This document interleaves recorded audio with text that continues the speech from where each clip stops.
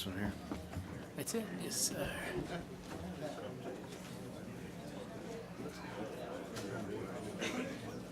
Are you going to show that video?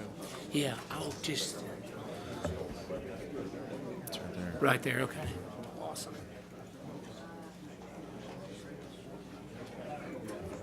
Awesome. Thank you.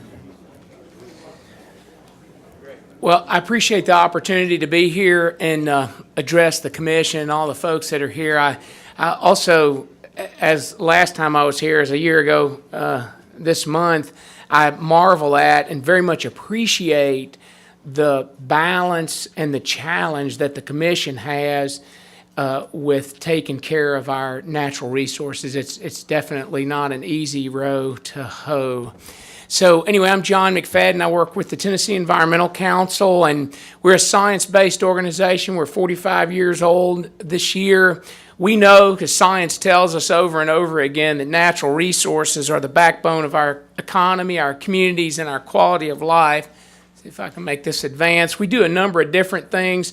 One of the pieces that we work on is water quality education. We do a lot of work with young people, and we take them out into rivers and streams, let them collect their own benthic macroinvertebrates, aquatic insects, creek critters, we like to call them, the stuff that those fur-bearing animals will eat sometimes. So there's a shot up there showing some kids looking at macroinvertebrates. There's also a shot showing some of the mussels we looked at in the Duck River, the world's most biologically diverse river. And that's right, that's according to me and the Nature Conservancy and National Geographic. So it's an incredible, incredible river system we've got. We go back into the classroom with the kids and let them look at that data, draw conclusions about it, and develop projects that they then can implement. A lot of times that revolves around planting trees. We work with NRCS. That's Jeff Bowie in the left-hand corner there of the slide. We're planting trees with kids from Whitthorne Middle School. And then a couple years ago, we ended up with the Governor's Environmental Stewardship Award as a result of that. We're also trying to work more and more with low-income kids, kids that are underrepresented in the environmental and outdoor fields. These are some kids from 100 Black Men of Middle Tennessee. That boat we acquired from Living Lands and Waters. I forget what they called it, but we've dubbed it the liquid asset. And so it's out on the lakes and rivers. It's a 24-foot flat-bottom John boat. It's been about 4 or 5 years on the Mississippi River, and the left gunnel goes like this. It's pretty beat up. It's had all kinds of things put in it. We also want to get them out fishing. Those other kids were out doing a cleanup for us. We also, in our Watershed Support Center, do a lot of educational work. Those folks are from the Cumberland River Compact. January 15th, we're doing a workshop for stormwater coordinators and educators using our Citizen Action Guide that's all about watershed assessment and restoration. And then we're doing a lot of work in urban streams. That tree you see there is on a little small stream in Spring Hill called Grassy Branch. We've been working with the 319 folks on that stream for about 5 years, I guess now. But it's interesting how much those homeowners appreciate those big trees along those creeks.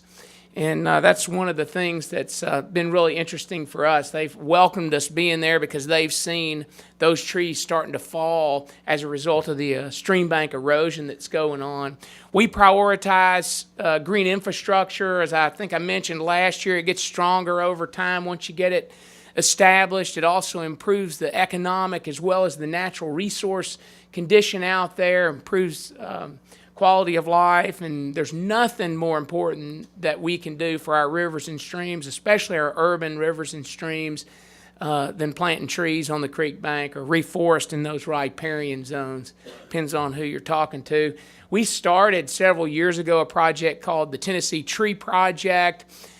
There's all kinds of interesting benefits associated with trees, goes beyond the environmental, the habitat, water quality benefits, but there's economic benefits as well as social and community benefits. We like to say the benefits of trees are tremendous. Can I get a tremendous out of y'all? Tremendous. If I asked you what the benefits of trees were, what would you say?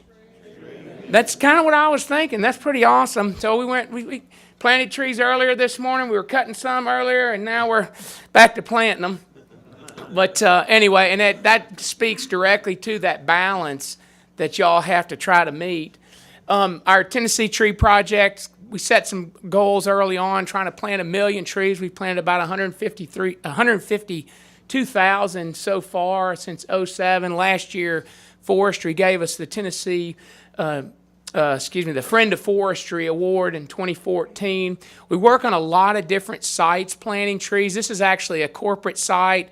We call it a green field. Some people might call it a brown field. It's a green field now. We've got a nursery there. You can see the eastern red cedar on the right coming up, and it's of course not really a cedar. It's a juniper, but that's beside the point. I'm from Lebanon. It's a cedar over there. And then unfortunately on the left there, that's a Bradford pear. That's the new pioneer forest species, Bradford pear, coming up on this site. They're all over. They're creating a lot of interesting problems for us as we try to restore our greenfield site. The other issue we got out there, it's just a minor issue with deer. We had a 15% survival rate on this one site. And that was one of my locusts that was doing really good until the deer got on it. Anyway, this fella up in the upper left-hand, in the middle of that picture is a fellow by the name of Alan Sparkman. He runs the Tennessee Concrete Association. They had one of the guys that worked in the Concrete Association lost a young child just over a year old, and they wanted to do something in response to that. That was about 2 years ago, and as they thought about it, they ended up doing this grove in memory of this young child at Rockvale Elementary School. And we've been partnering with them for a number of different years on tree plantings, and they got us involved, and we said, well, let's make it an arboretum as well. So we're trying to turn it into an arboretum, which is a really important piece for us. It gives us a place to talk to students about biological diversity. Now, I'm a biologist by training, so I sort of got it in school why biodiversity is important, but we've not really communicated that to the public. So this is one of our efforts to really continue to put that message out there. This is at Rockvale Elementary School, and this is probably one of my best selfies ever. Just saying.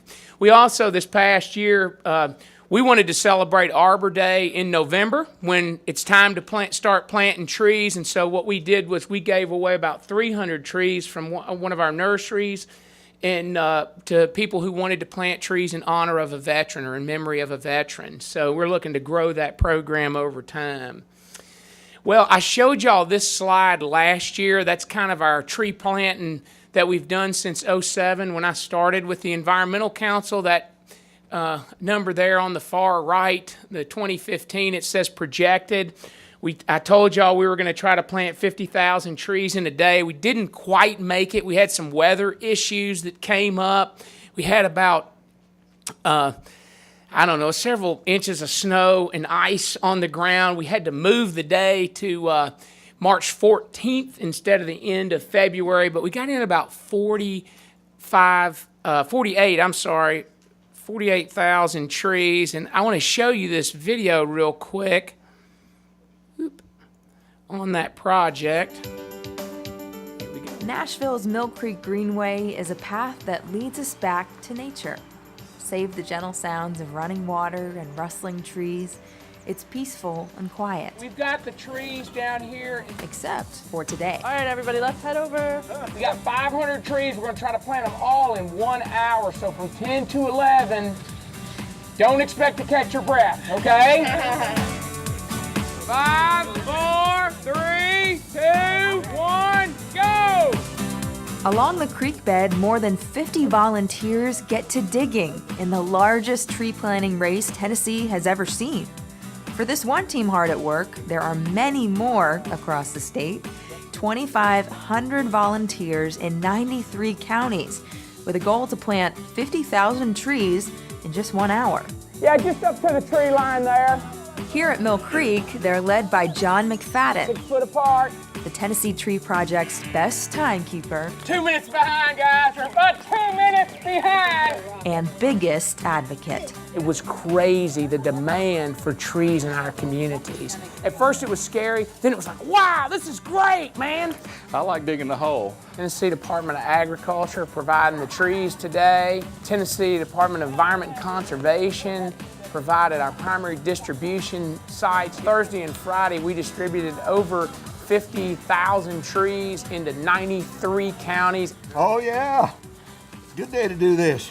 Now this little seedling may not look like much, but when it gets to be as big as one of these big trees back here, the benefits it brings to this whole area are going to last for a really long time. We like to say the benefits of trees are tremendous. They keep the creek bank from eroding away. They hold the soil in place. That protects our drinking water because soil is the leading cause of water pollution in Tennessee. It's important as we have development in urban areas that as we do the development and promote growth, we also make sure we protect ourselves from nature. From the delicate roots that guard against flooding to the leafy canopy up above, trees serve purposes as practical as they are poetic. Do you hear the birds? They're all up in the trees. It's habitat for birds. What would spring be without hearing those birds singing and all the other critters chirping and whatnot? Just that enhancement to our quality of life. But also, you know, people who see more green, who see more trees, have a better sense of well-being. Communities with more trees, people are happier. For most volunteers in good spirits here, that's already taken effect. Having a good day even though it's raining. At least it's not pouring, so having fun. Right, Jess? Yes. Joe Singer and his daughters live just up the road, so they'll certainly reap the benefits of what they sow in this short hour. It's a really worthwhile cause, and all these kids that whether they're 6 or 7 or 17, they'll come back here in 20 years and these trees are going to be full grown. So it's a part of their labor, something to be proud of. No matter your age, planting a tree is equal parts labor and learning. Good job, Addie. An exercise in getting muddy and gaining perspective. We've never planted trees before, and I thought it would be fun to do that. And I like to do different things, expose them to different things, learn new things. So To get out and dig a hole in the ground and put a tree in that hole and cover it with soil, get the dirt on your hands, you know, it lets you know that you're a part of the earth. That's a real experience for a child. And the really cool thing is that when you plant that tree, it's small. But as it grows and grows and grows, the benefits to the community, to the economy, and to the environment are gonna grow with that tree. For now, the only result we can measure is how many newly planted trees are taking root. Awesome, that means we got 500 trees in 1 hour. Woo! By John's count, more than 42,000 trees were planted statewide in that 1 hour. And that doesn't count another 10,000 planted earlier due to snowy weather that forced them to move the original 50K tree date. I feel like it went great. It went great here. We got 99% of our trees in the ground in that 1 hour, which is awesome. We had a great group of volunteers. It's great volunteers like these and their children after them who will replenish the trees we can take for granted. Vital and towering trees that were once only small seedlings. I'm Lindsey Merwin on The Wild Side.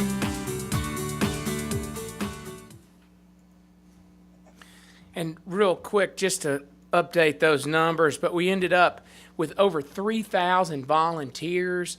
The demand for trees was really incredible. Down at the TDEC field office in Nashville, it was like Walmart on Black Friday.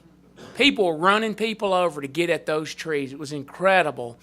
And 93 counties. We did this all with 3 people. We did our marketing through social media, mostly through Facebook. There's about 80% of the population, or at least that's the data I've seen, that are on Facebook. We think we got 47,000 in that day, and then we did, because of the rain, we had another 5,000 that went in that put us at about 52,000 for the effort. And then we had 1.8 million media impressions, which was more than my organization has gotten in its entire history, and those that we got were all positive. So anyway, but 50K Tree Day 2016 is scheduled for February 27th, and hopefully you guys will be planting trees in your community. We're pretty confident that it'll be happening there. So if you guys have any questions, I'm happy to answer them. Any question for Mr. McFadden? Thank you, sir, for your presentation. Bet. It's a And actually, worthwhile I need cause. to step back real quick. I should have said it at the very beginning, but I'll say it at the end. You guys have been supporting our work since 1999, including 50K Tree Day and primarily our riparian reforestation efforts. So we very much appreciate you keeping us in your budget. So, and the balance you strike. Thank you, sir. Thank you. I'm going to ask Roger to come back up for a very special award presentation.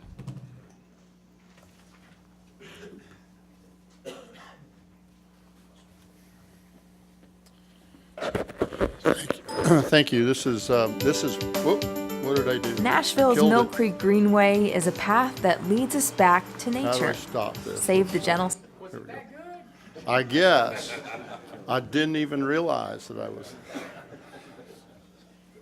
trying to do that again. I was about ready to say that, you know, this is really a privilege, and I guess it was. So anyway, this is really, to me, very much a privilege to be able to do this. So, you know, Clint Borum, who received and is about to re-receive the Firebird Award, which is conferred by the National Bobwhite Technical Committee and the National Bobwhite Conservation Initiative, has been all about habitat since I've known him. And I've known him for 10 years. And he's thought about quail as part of his habitat work in all of those years. And so he really is deserving of this kind of recognition. Really, I can't say more than the fact that it's a privilege to me to be able to give him this award and let you all have a chance to recognize him as well. So Clint, if you'd come up here. I don't know how we want to do this, if we'd rather do it down front with a little more space. And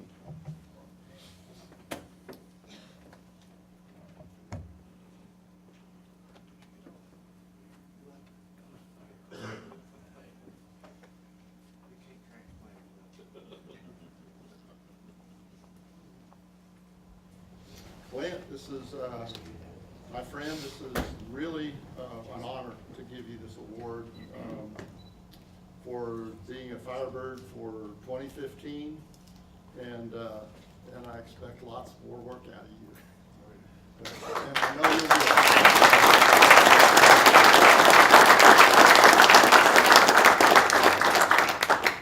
ask Don to come up here and join in just for one of the shots, and maybe see if we can can we get Mark?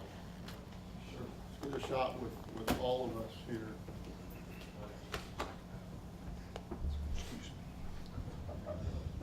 Can you squeeze us all in? Yeah.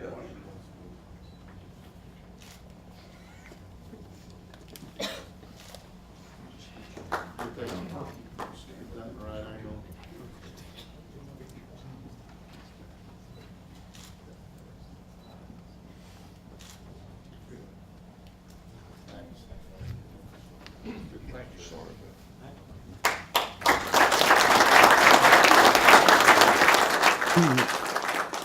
I had the privilege of meeting Clint when I first came on the commission, and he was my guide for a governor's one-shot hunt, and we've, yeah, we were champs. We won the big bird and the team bird too, so it was a great experience, and Clint and I have become great friends, and I've known him to be he's a quality biologist, and he's passionate for what he does, and he's well deserving of this national award, and I'm proud of him. But the one question I have for Clint is, does the beard growth, does that qualify as good quail habitat?